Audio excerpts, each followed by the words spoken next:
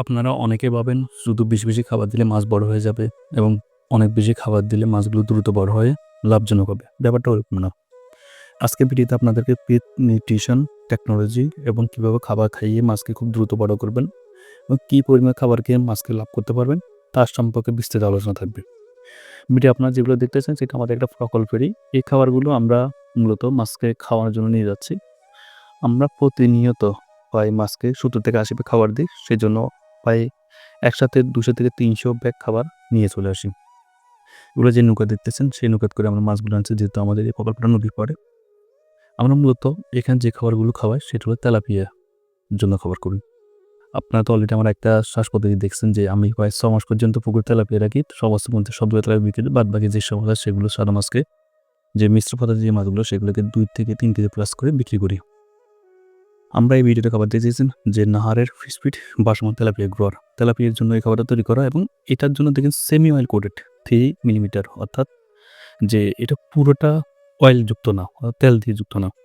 মানে ব্যাপারটা হলো যে সুতরাং যে খাবারগুলো তৈরি করে যে তেল দিয়ে এগুলো ভাজা হয়, এটা সেমি অয়েল মতো অল্প পরিমাণে তেল দিয়ে ভাজা হয়েছে, কিন্তু এই যে পুষ্টিগুণ আছে এবং এটা যে আপনার পুষ্টিগুণ যদি দেখতেছেন, এখানে আমিষের পরিমাণ 28% হয়।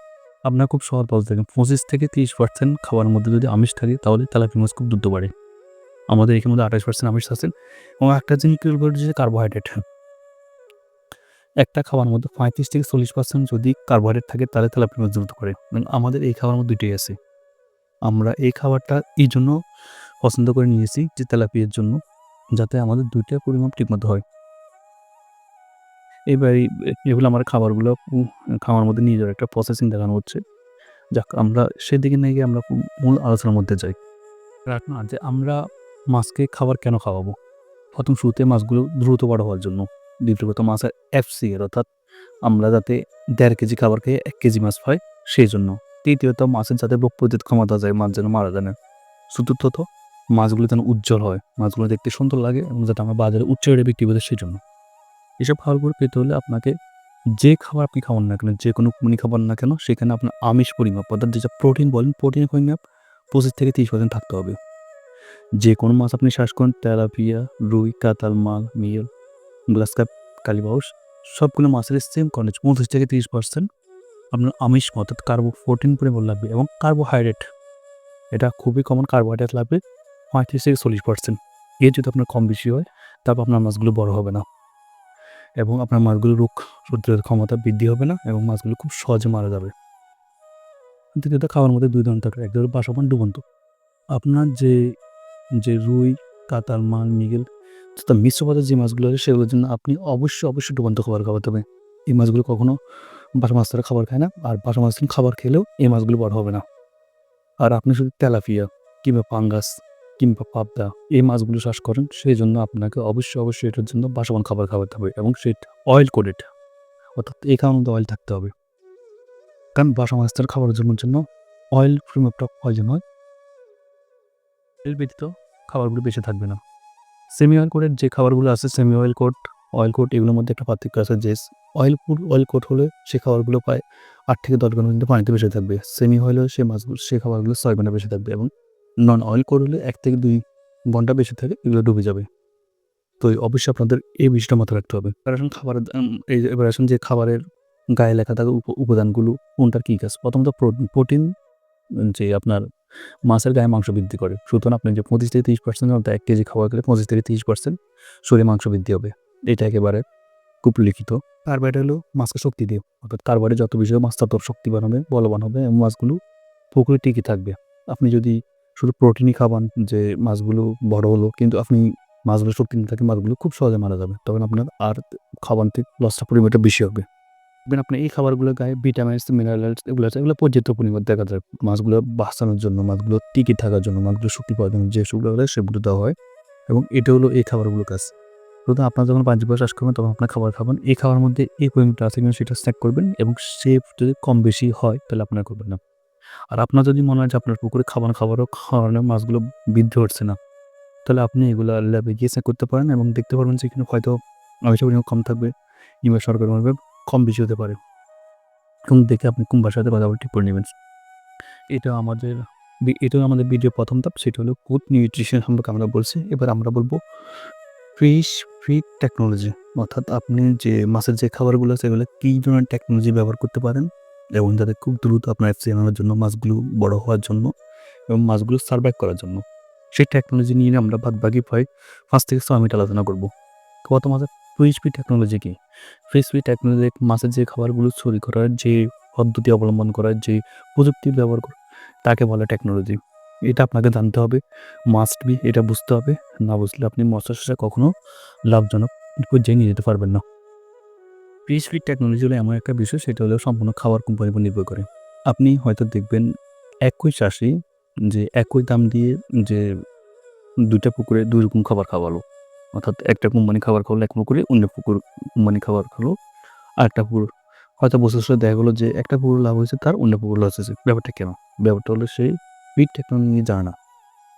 যে খাবারগুলো খাওয়াইছে ২ কোম্পানি থেকে ২ টা সম্পূর্ণ আলাদা টেকনোলজি ব্যবহার করছে। সেজন্য তার এই পরিমাপটা লস হয়েছে।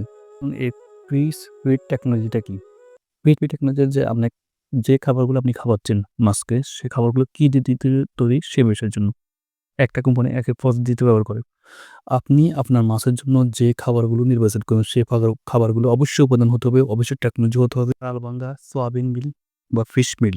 আবার বলছি চালবাঙ্গা, সয়াবিন মিল, ফিশ মিল। অর্থাৎ এটা সয়াবিন থেকে তৈরি করতে হবে।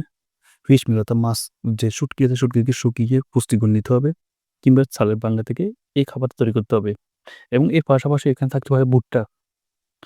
ভুট্টা খুব কমন মনে থাকতে হবে। ভুট্টা ব্যতীত মাছগুলো কখনো প্রোটিন হবে না এবং কখনো মাছগুলো বড় হবে না।